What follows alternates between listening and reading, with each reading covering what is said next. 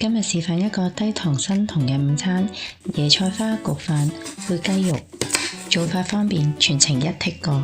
生酮飲食好注重天然嘅食材，所以我都會揀一啲無激素嘅雞肉。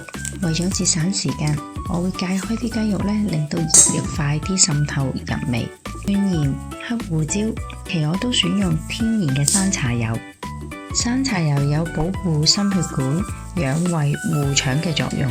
將煙肉切粒，椰菜花替代咗白飯，低碳水、高纖維、不升糖。用攪拌機將椰菜花打碎，加3隻雞蛋，再打勻，備一隻焗盤，將椰菜花均勻咁放喺焗盤上面，加入調味鹽、胡椒粉、山茶花油，蛋液均勻咁淋上去，鋪上煙肉碎，就可以直接放入焗爐30分鐘，220度。下層放上椰菜花飯，上層再放雞髀，盤香噴噴嘅椰菜花焗飯就完成啦！簡單好味健康，一次過滿足一個生酮低糖午餐。最後記得關注同點讚我嘅視頻啊！